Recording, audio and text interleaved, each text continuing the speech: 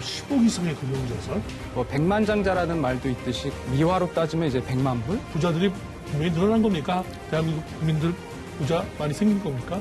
2016년 말 기준으로 보면은 15.2% 정도니까 27만 8천 명까지 늘어났습니다. 27만 명. 요즘 경제도 어려운데 이게 뭐 부자가 자꾸 늘어? 이거 27만 명 좀 숫자 과장된 거 아닙니까? 어떤 주식을 좀 선호하고 어떤 주식을 좀 덜 선호하고 이런 차이까지 나옵니까? 투자하고 있는 주식 종목에 대해서도 저희가 이제 질문을 했었는데요. 에 대한 그 투자 보유율이 62% 정도로 주보다는 이제 주를 좀 선호하는 것으로 나타났습니다. 네. 그리고 배당주 같은 경우에는 강남이 점점 는다고만 일반인들이 생각했을 수도 있는데 또 왜 줄었을까요? 경기 침체, 가계 부채 급증, 어렵다 소리가 절로 나오는 요즘인데요. 그런데 정작 한국형 백만장자의 수는 증가하고 있습니다. KB 경영연구소 추정 10억 원 이상의 금융자산을 보유한 부자는 27만 8천 명. 2016년 말보다 15.2% 상승한 수치입니다. 과연 2018 한국의 부자들은 어떤 사람들이고 어떤 생각을 하고 있을까요? 지금부터 서정희의 경제펀치에서 낱낱이 파헤쳐봅니다.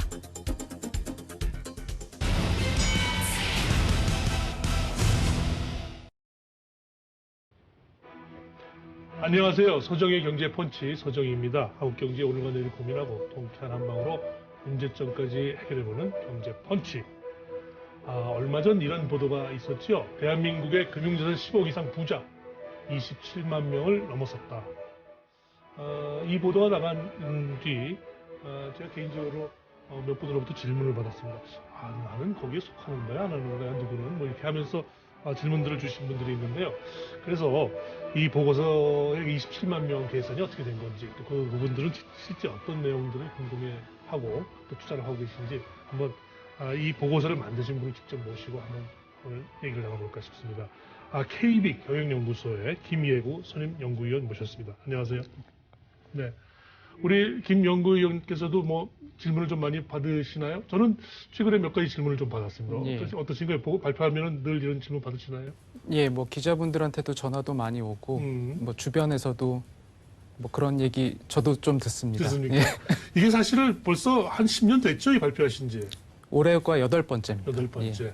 벌써 유명한 보고서가 됐어요. KB 경영연구에서 발표한 아주 재밌고 눈에 띄는 보고서인데 매년 이제 궁금증을 얘기하시는 분들이 있어요. 그래서 한번 저도 그렇지 않아도 궁금한 부분이 좀 있어서 모셨습니다. 지난 8년간 우리 한국의 부자들이 어떤 변화가 있을까요? 우리 더 뭐 부자들이 분명히 늘어난 겁니까? 대한민국 국민들 부자 많이 생긴 겁니까? 예. 2016년 말 기준으로 보면은 15.2% 정도, 그러니까 27만 8천 명까지 늘어났습니다. 27만 명. 네. 아마 저한테 그 궁금증을 제시한 시청자분들은 아마 이런 것 같아요. 두 가지 정도인 것 같은데, 야, 요즘 경제도 어려운데 이게 뭐 부자가 자꾸 늘어? 나만 뒤처지는 거 아니야? 하는 궁금증 하나 하고, 또 하나는 10억 이상의 금융자산? 그 정도가 많은 사람 그렇게 많아? 나는 그럼 굉장히 한참 밑인가? 뭐 이렇게 조금 의아해하시는 분들이 있는 것 같아요. 예. 그래서 먼저 개략적으로 어떻게 이 부분들이 아마 계산이 되는지, 아마 27만 명은 전체적으로 어떻게 좀 모델을 통해서 계산을 하신다고 그러죠?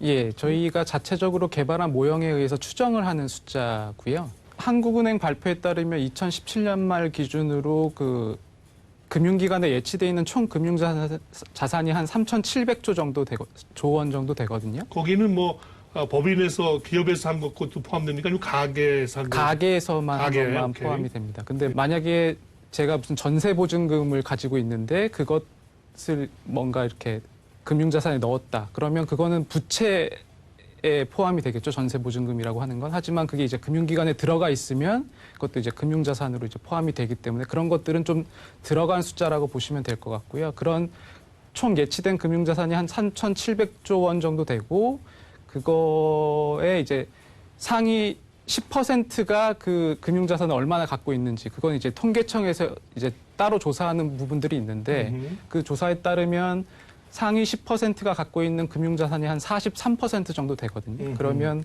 한 1,700조 원 정도가 상위 10%의 그 국민들이 이제 갖고 있는 금융자산의 총 추정을 하는 거죠. 금액이라고 이제 추정을 할 수가 있고요. 오케이. 전체 인구가 한 5천만 정도라고 보면 이제 상위 10%는 이제 한 500만 명. 그럼 한 500만 명 정도가 1,700조 원 정도의 갖고 있을 금융자산을 갖고 있을 것이다라고 추정을 하는 거고 그 안에서 어떻게 분포되어 있는지는 이제 외부의 데이터가 공개돼 있지 않기 때문에 저희가 내부적으로 갖고 있는 저희 이제 KB 국민은행에 있는 그 고객들의 이제 분포를 가지고 추정을 해보면 어느 정도에서 금융자산 10억을 갖고 있는지를 저희가 이제 추정을 해낼 수가 있습니다. 그러면 그 이후에 그거 이상으로 갖고 있는 이제 사람들을 다 모아보니 2017년만 기준으로 27만 8천 명이다라는 숫자를 저희가 이제 구하게 된 거죠. 이제 대충 계산 방식은 이제 좀 알겠습니다. 근데 궁금한 거 하나가 요즘에 이제 그 자꾸 이렇게 가계 부채가 아까 처음에 말씀 주셨을 때 가계 부채가 자꾸 늘고 있다는 얘기를 많이 한단 말이에요. 그래서 우리 한국경제 뇌관처럼 지금 얘기되고 있지 않습니까? 예. 근데 이게 빨리 늘고 있다는 얘기는 꼭 어떤 측면에서는 가계 부채가 뭐 대출을 받은 것도 어떻게 보면 다시 금융회사로 들어가니까 그게 금융자산으로 또 보여지는 것도 있지 않습니까? 예, 아까 말씀드렸듯이 그 뭐 전세 보증금이나 이런 것들이 이제 금융자산으로 그러니까 금융기관으로 다시 들어가게 되면 그런 것들이 이제 금융자산에 포함이 되게 되고 그런 것들을 저희가 이제 걸러낼 수가 없었기 때문에 네네. 그런 것들이 이제 포함되어 있는 숫자라고는 볼 수가 있고요. 그렇기 네. 때문에 말씀하셨듯이 뭐 가계부채 증가하고 완전히 이제 배제된 상태로 구해진 그런 순자산 개념으로 구해진 개념은 아니고 이제 총자산 개념으로 구해진 그런 숫자기 그렇게 봐야 때문에 되겠군요. 그런 것들은 이제 어느 정도 좀 감안하시고 이제 이해하셔야 되는 네, 숫자라고 볼 수 네, 있겠습니다. 올해 그 증가 속도가 최근 몇 년 사이 좀 빠르더라고요. 예. 맞습니까? 어느 정도 지금 빠르게 증가하고 있습니까? 예, 2015년도 이후로 좀 두 자릿수로 이제 좀 빠르게 증가하기 시작을 했고요. 작년에는 이제 14.8%로 잠깐 약간 이제 줄어들긴 했지만 올해는 15.2%로 이제 다시 좀 증가하는 늘어났어요. 모습을 보였는데 2017년도는 뭐 잘 아시겠지만 그 글로벌 경제가 이제 완연한 회복세에 들어가면서 코스피 기준으로 이제 그 주식 시장이 22%나 성장을 했고 부동산 시장 같은 경우에도 이제 서울 강남을 중심으로 굉장히 빠르게 성장을 했기 때문에 부자수 증가율이 그렇게 증가했다고 보고 있고요. 아니 그런 요인을 얘기하실 수도 있겠지만 제가 볼 땐 그 요인보다는 가계부채가 는 요인이 더 크지 않겠습니까? 그런 측면에서 보면은 이거 27만 명 정도 숫자 과장된 거 아닙니까? 그래서 오히려 저한테 시청자분들이 자꾸 이제 질문을 제기하는 게 그래서 그런 것 같아요. 좀 과장된 거 아닙니까 이거?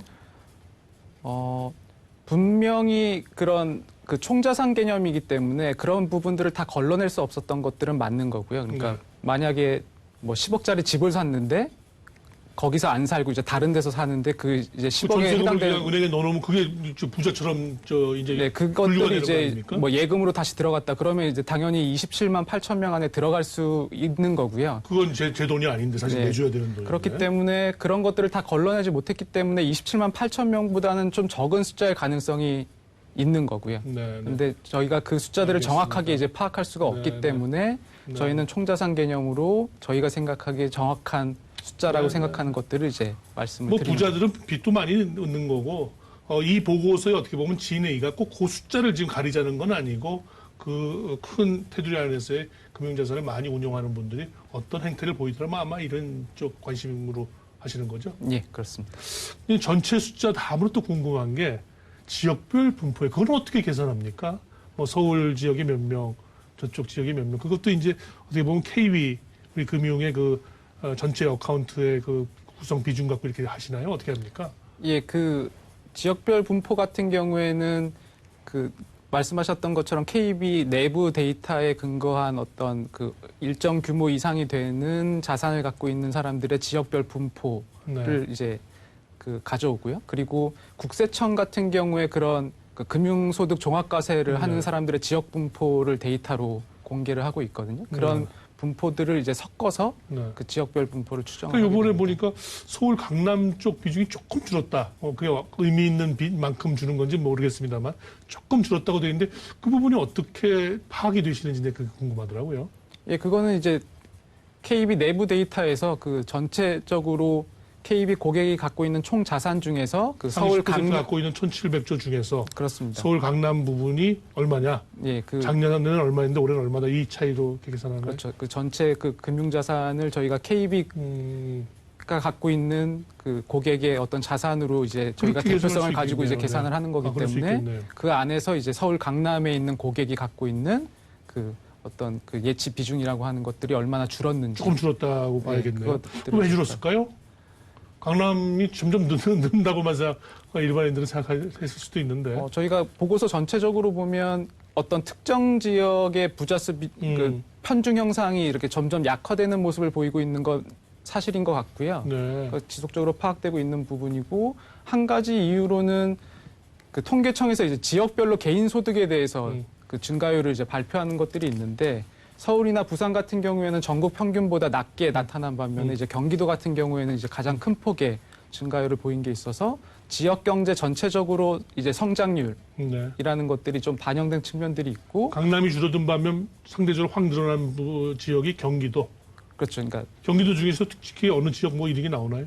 시로 따지면 이제 수원과 그 고양과 뭐 용인 요 부분이 이제 항상 상위를 경기도에서 차지하는 부분들이고 이쪽 비중도 전체적으로 합치면 조금 줄어드는 모습을 보이고 있긴 하지만 워낙 뭐 판교나 이런 조금 신흥적으로 이제 발달한다고 볼 수 있는 그런 도시들이 그 성장을 하고 있기 때문에 경기도가 전체적으로 이제 증가하는 모습을 보인다고 볼 수가 있겠습니다. 한번 쭉 전년도하고 이렇게 쭉 비교해 봤을 때 새로 발견된 좀 특색 있는 어떤 내용들이 있을까요? 그 금융자산에 대한 투자에서 보면 그 주식 비중이 전년 대비해서 굉장히 많이 이제 감소를 한 반면에 현금이나 예적금에 대한 투자 비중은 증가해서 안정적인 수익이나 좀 유동성 확보에 주력하는 모습을 보이고 있었고, 그다음에 이제 펀드 같은 이제 간접 투자의 비중을 좀 확대한 측면들이 있습니다. 그렇습니까? 이 조사 시점이 언젠가요? 조사 시점은 올해 4월에서 5월입니다. 4월에서 5월. 예. 그러면 어떻게 보면 저희 주식시장이 그닥 나쁘지 않았던 시점인데 주식 비중이 줄였다라는 얘기는 작년도 4월, 5월과 비교해서 그렇다는 얘기가 될까요? 그렇습니다. 아하. 그렇기도 하고 이제 2018년 들면서 이제 미국의 금리 인상 기조라든가 그리고 이제 글로벌 무역 분쟁의 심화, 그러니까 뭐 미국을 중심으로 한 그리고 이제 신흥국들의 이제 경기가 굉장히 좀 둔화되는 측면들이 좀 나타나면서 그런 것들이 어떤 주식 시장에 대한 기대감을 좀 낮춘 요인이 있지 않은가라고 생각이 됩니다. 작년 초반부가 워낙 주식 비중이 좀 높았기 때문에 그렇습니다. 분명히 이제 좀 낮춰준 부분이 있겠죠. 예. 지금 늘고 있는지 줄고 있는지는 지금 얘기하기는 조금 쉽지 않은 그렇습니다. 데이터 같습니다. 근데 하필 그 10억 원을 기준으로 금융자산 부자 기준으로 삼았습니까?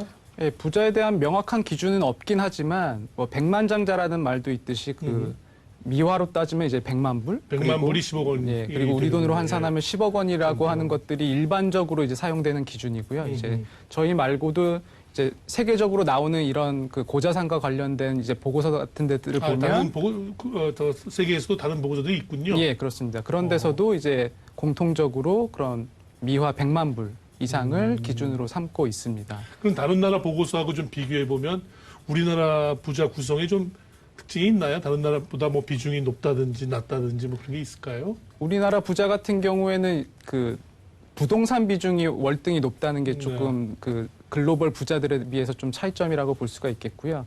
그러니까 뭐 거주용 주택의 부동산 비중을 그러니까 투자용 부동산 비중만을 이제 포함해서 이제 전체 자산의 구성을 그 보면 우리나라 같은 경우에는 이제 투자용 부동산의 자산 비중이 40% 가까이 되는데 이제 글로벌 부자들은 한 20% 정도거든요. 그러니까 그만큼 거의 2배 가까이 부동산 비중이 높기 때문에 부동산에 대한 어떤 투자 이런 것들을 굉장히 중요시 생각하고 있다는 것들을 알 수가 있습니다. 그러니까 우리 10억 원 이상의 금융자산을 갖고 계신 분들을 대상으로 이제 또 설문조사를 하지 않았습니까? 예, 맞습니다. 그 설문조사 내용을 비춰볼 때 부동산 투자를 굉장히 중시하시더라. 네. 그게 다른 나라 투자 패턴하고 좀 차이가 있다 뭐 이런 그렇습니다. 말씀이군요.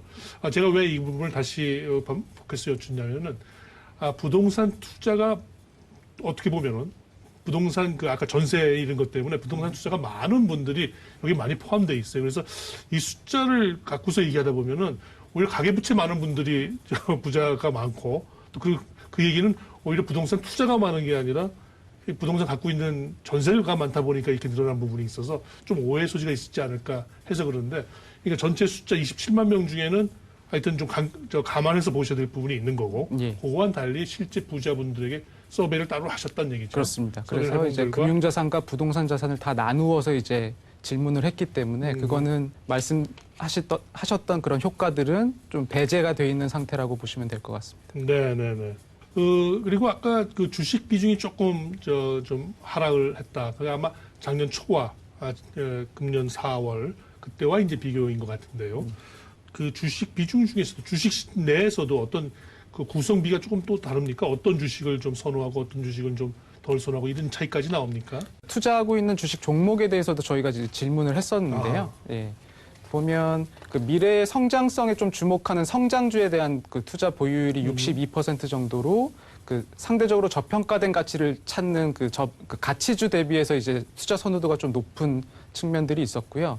중소형주보다는 이제 대형주를 좀 선호하는 것으로 나타났습니다. 네. 그리고 배당주 같은 경우에는 45% 정도의 이제 보유율로 굉장히 높은 보유율을 보였던 반면에 특정 테마주 같은 경우에는 이제 18% 정도로 굉장히 낮은 가장 낮은 투자 보유율을 보였습니다. 네네. 최근에 부자들은 세금 관련해서 고민들 제일 많지 않습니까? 그 세금에 대해서 굉장히 재무적으로 부담이 된다고 응답한 그 한국 부자가 60%를 넘어서서 전년 대비 굉장히 크게 증가한 모습을 보였기 때문에 이 정부가 뭐 세금 많이 매긴다 뭐 이런 분위기도 있으니까 이제 그런 서베이 결과가 나오지 않겠습니까? 예, 세금에 대해서 굉장히 큰 고민을 가지고 있는 것을 알 수가 있고요. 그리고 일반 가구 같은 경우에는 근로소득이 뭐 전체 소득의 88%를 차지할 정도로 굉장히 절대적인 비중을 차지하지만 한국 부자 같은 경우에는 부동산 임대소득이나 금융소득 같은 그런 재산소득의 비중이 32%로 굉장히 높기 때문에 금융소득 과세 이런 것들에 대한 좀 이제 관심이나 걱정 이런 것들이 그렇겠죠. 좀 많아질 가능성이 크다고 볼 수가 있겠습니다. 요즘 특히 이제 뭐 기업들도 그렇습니다만은 자녀들에게 이제 재산을 승계하는 과정, 상속 증여 이쪽에 고민들이 또 많으시더군요. 네. 그쪽은 또 어떤 특징적인 얘기들이 있을까요? 그러니까 상속 증여 같은 경우에 전년 조사와 비교해서 가장 큰 특징이라고 한다면 그 자기의 재산을 사전에 전부 증여하겠다라는 비중이 전년 대비 한 2배 정도 크게 증가를 한 반면에 사후 상속하겠다는 비중은 많이 감소를 했거든요. 그러니까 그거는 결국 사후 상속보다는 자기가 세금 부담이나 이런 것들을 완화할 수 있는 가장 적절한 시점을 선택해서 자산을 물려주겠다라고 하는 니즈가 굉장히 커졌다고 볼 수가 있겠습니다. 네. 8년째 이제 하셨기 때문에 앞으로도 계속 하실 건가요? 예, 뭐 그렇게 생각하고 있습니다. 네. 이 굉장히 지금 오랫동안 축적된 보고서이기 때문에 앞으로 이게 변화 발전 좀 더 한다면 굉장히 좋은 보고서가 이게 장기간 뭐라고 합니까? 이게 타임 시리즈로 이렇게 쌓일 것 같아요. 좋은 데이터가 될 것 같은데 앞으로 어떤 식의 좀 또 주안점을 두고 좀 변화 발전시키실 계획이 있으신가요? 예, 말씀하셨던 대로 이제 그런 어떤 공통적인 질문들 속에서 저희가 과거와 비교했었을 때 현재 어떤 모습이고 어떤 상황에서는 어떤 식으로 이제 부자들이 대응을 했는지 이런 것들에 대해서 조금 그 시계열적으로 그 변화를 좀 판단을 해보고 그런 것들을 분석해보는 것들이 좀 중요하지 않나. 네. 그런 것들이 이제 그런 어떤 변화의 모습과 그런 이유 이런 것들을 이제 보고서에서 좀 더 명확하게 하는 것 이런 것들이 저희가 앞으로 추구해야 될 좋겠네요. 과제라고 생각합니다. 뭔가 이제 통시적으로 시대를 쭉 보시면서 이제 변화 흐름을 좀 쫓아가는 그런 보고서 내주셨으면 좋겠고 또 하나는 우리나라하고 아까 이제 다른 나라들이 있다고 얘기해 주셨는데 뭔가 이렇게 국가 간 또는 지역 간 글로벌 세계적으로 말이죠 이런 비교를 한번 해봐 주시는 건 어떤가 싶습니다. 저희가 이번 보고서에서도 뭐 일정 주제 같은 경우에는 그런 글로벌 부자들과의 그런 생각의 비교 이런 것들을 한 게 있거든요. 뭐 암호화폐에 대한 생각이라든가 뭐 그런 주식 투자와 같은 그런 자산 구성이라든가 이런 것들에 대해서 저희가 좀 고려해 본 분들이 있긴 하지만 뭐 기준이나 뭐 부자의 금액에 대한 기준이나 뭐 그 설문 방식이나 이런 것들에 좀 차이가 있기 때문에 있겠죠. 그렇기 때문에 이제 직접적으로 비교하기는 어려워서 저희가 아직 전체적으로 그렇게 그 비교해 본 바는 없기 때문에 말씀하신 대로 그런 것들에 대한 어떤 기준들을 좀 통일해서 그런 것들을 할 수 있는 방법들을 좀 찾아보는 것들도 그러니까요. 이제 재밌는 그렇습니다. 그렇습니다. 결국 말씀 듣고 보니까 KB 부자 보고서는 우리의 전체적인 흐름을 파악하는 데 많은 도움이 되고 있습니다. 다만 우리나라의 경우 이제 부동산과 금융자산에 굉장히 밀접한 상관관계가 있지 않습니까? 그러다 보니까 자칫 오해가 되는 부분들이 있는데 이런 부분들은 앞으로 이제 보고서를 좀 더 아주 세밀하게 발전시켜 나가면서 조금 그런 오해들을 좀 이렇게 좀 씻어낼 수 있는 방법은 없을까요? 그런 계획도 있으실까요? 예, 굉장히 정확한 지적이신 것 같고요. 저희 같은 경우에 그런 것들을 이제 구해낼 수 있는 신뢰할 만한 데이터, 그러니까 보유 부동산 규모가 어느 정도 되고, 어떻게 보면 부채 성격의 금액을 이제 자산으로 다시 예처했을 때 그런 금액이라든가 이런 것들을 정확하게 잡아낼 수 있는 어떤 데이터를 저희가 확보하지 못했기 때문에 그런 것들이 조금 지금까지는 반영이 되지 못했던 측면들이 있고요. 그런 것들을 이제 반영할 수 있는 부분, 어떤 다른 방식의 조사라든가 아니면 그런 것들을 추정할 수 있는 모델 개발 이런 것들을 통해서 조금 더 정치하게 진짜 말씀하신 대로 그런 오해의 소지가 없도록 이제 보고서를 조금 더 의미 있는 숫자로 만들어가는 것들이 굉장히 중요한 과제라고 할 수 있겠습니다. 거시 금융 분석 보고서들 쪽에서 그런 쪽 연구 동향이 활발해지는 것 같더라고요. 예. 그래서 그쪽과 같이 한번 해보시면은 기여할 부분도 있지 않을까 그렇게 생각을 해보겠습니다. 예, 맞습니다. 네, 오늘 좋은 말씀 감사합니다. 감사합니다.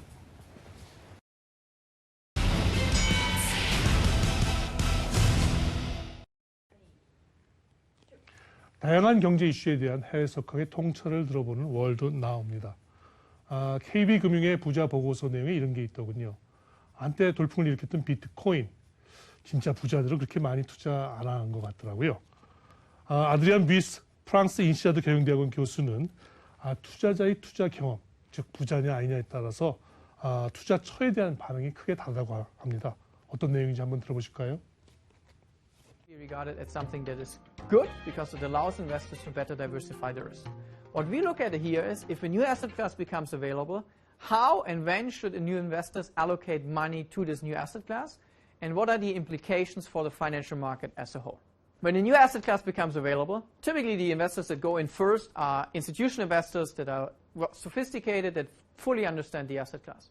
And then over time, more and more investors comes in, and our question is what happens when these new investors, less well-informed investors, enter the asset class.